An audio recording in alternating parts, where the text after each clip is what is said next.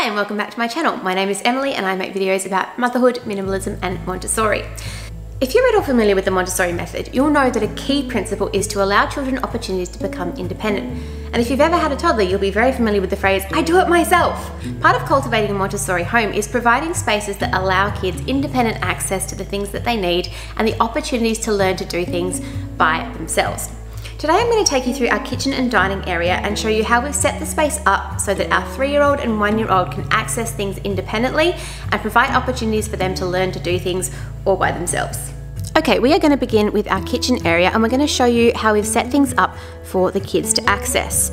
So first of all, we have drawers over here are primarily used for the children's things. Now you see that we do have child locks here that are currently open. Because Freddie he's currently 14 months old and he's still in that stage of wanting to empty things and throw things. And because we do use a lot of glass and things, we just make sure that we have the option to lock those when we need to, but he is starting to develop a bit more of that self-control and we want him to have access. Violet can open and close these locks independently so they don't limit her ability to function independently. In this drawer, we have the kids' cups so they can access smoothie cups, their little coffee cups for baby chinos and their water bottles independently. We've got child-sized cooking utensils. These knives are quite blunt. They're not going to cut them if they touch them or if Freddie touches them, so they are stored down here with the mini chopping board, items like whisks, small tongs, spatulas, etc. We've got a juicer, an egg slicer, a mini sieve, a mini grater, and then the visual timer that we use for cooking with the kids. These are items that I would highly recommend. These are fraction measuring cups. So they allow the kids to visually understand the idea of a whole cup versus a half cup. It's just a little easier than the graduated circle size. At the back we have the egg cups, and here we've got the kids' glasses. So for Violet we use these Duralex ones. I think they're about 100 mil, 120 mil. And then for Freddie, we are using these. They're actually just shot glasses from IKEA.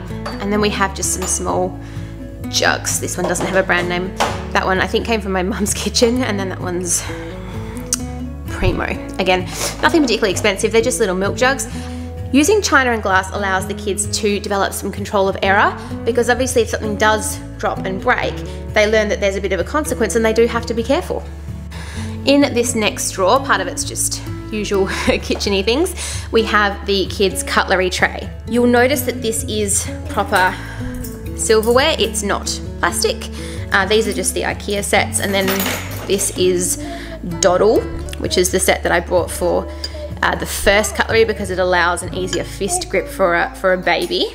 Back here we have some of the items that I use to pack lunch boxes. You may have seen some of my little shorts packing lunches. It's something that I enjoy getting more creative with, and having them down here means that Violet can help me. She often has strong opinions about, you know, using a coloured band to wrap up her tortilla or whatever, her wrap, and which colour she wants. She'll get her cutlery, she'll get the little sticks that we use to make fruit kebabs or anything like that, and she'll choose, you know, coloured containers and things. As plates and cups go, this top drawer is perfectly accessible to Violet, and when Freddie is doing a little bit more of this, we'll probably put some of the plates down a bit lower.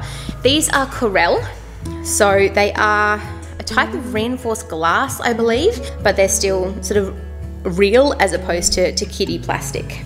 And again, Violet can reach everything in this drawer to set the table for the family, and she can also access these little mugs that the kids will use if they're having a baby chino, or Violet will say she wants a cup of tea and have that made and then not drink it. Another really important area in our kitchen is the fridge, because we are able to use our visual planner. So this is the fridge kit little agenda from Second Scout with their picture tiles. And what I love about this is it is a beautiful, simplified way for the kids to know what is going on during the week. So we have a little tile that says today, we can put that above the day of the week. We've got our morning, afternoon and evening symbols, and then these beautiful picture symbols to let us know what is happening every single day. Now, toddlers love routine. They like predictability, they know what's coming. Violet's getting to the stage at age 3 where she can place the tiles in the correct order for the day, and she has a very good understanding of what happens on which days. I do have a discount code for the Second Scout products, so check that out in the description box below. To again provide a bit more independence with accessing water, we have this little kilner system. You just fill it with water, and then that's a tap that goes on and off to fill up their glasses.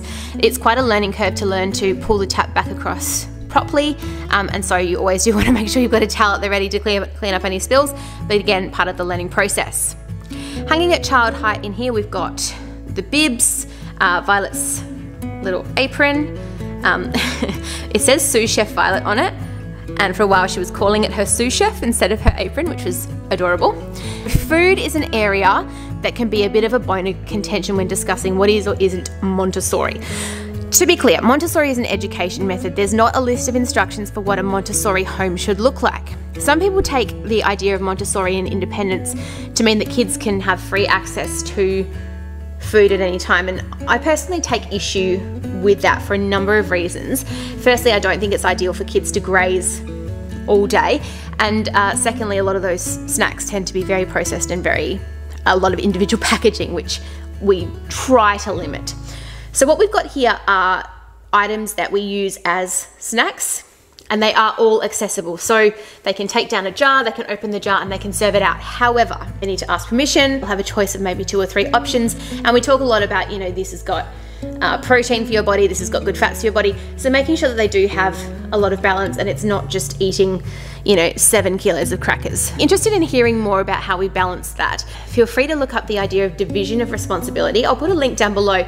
It's a really good way of ensuring that you are balancing your children's nutritional needs with their needs for independence. I really like it, and it's worked really well for our family so far. I'm not going to show you the inside, the total inside of my fridge, because right now it's a disaster. But we make sure, I've actually taken the crisper drawer out of the bottom of our fridge and keep things like the freshly sliced fruit, the vegetables, and things at the bottom of the fridge here, like the milk, and then also just the mineral water that Violet is allowed to have on the bottom level. She's able to reach that and bring that out again when she has permission to do so. The microwave, as you can see, is down low. Very flattering reflection. Violet can operate the microwave fairly independently. We've put some stars on various buttons that helped her get used to operating it. Use your own convictions when it comes to using microwaves. We personally don't have too much of a problem with it, and we find it helpful. Something that is not at a child's height is this. So this is the Opinel Petite Chef knife, and it comes with a finger guard. Now this is sharp. Okay, you can definitely cut yourself on it, but it's beautifully designed and weighted like a proper knife with a finger grip and then a guard for the other hand. So when kids have progressed past the wavy chopper and the kitty cutter, this is the next step, and Violet's quite competent with it. But because it is sharp, we're obviously not going to store it down where Freddie can find it. So it lives up here with our knives. I highly recommend that item. It's beautiful quality, and I think it's going to last a really long time. As far as dining options go, our children have to eat sitting at the table. They're not allowed to wander around with food. We have this adorable little table from Bunny Tickles with adjustable heights of the chair and of the table. So you'll see that one chair is lower and one chair is higher to suit the individual kids' heights. And this is where they can choose to eat if they want to. It's got a drawer, and we keep these beautiful Montessori inspired placemats that help remember how to set the table. Family table, we use the Stockade Trip Trap high chairs. So Violet's doesn't have anything on it. She climbs in and out completely independently. Freddie still has the infant seat on it, and it probably will for at least a few more months, and then we'll find that he can climb up independently. We love the fact that although Freddie's has a tray that can go with it, they are sitting at the table and we are eating together as a family, or even if it's just the two of them. You know, they're using the table, they're very much part of things. They're not stuck in a high chair over in the corner all by themselves. Final thing I wanted to show you were the items that we use for our kids to have access to the bench top. So this is our learning tower. Freddie is currently using this to stand at the bench and starting to do some very rudimentary food prep. And then Violet has progressed to just using the IKEA step stool very confidently. And they can both help us out and learn to cook. So that is it for our tour of our Montessori kitchen and dining space. If you have any questions, please pop them in the description box below, and I will do my best to provide any answers or any links that you are searching for. Hope you've enjoyed this video. I am planning to record a couple more videos on other spaces in our Montessori home, and I will see you again next time. Bye.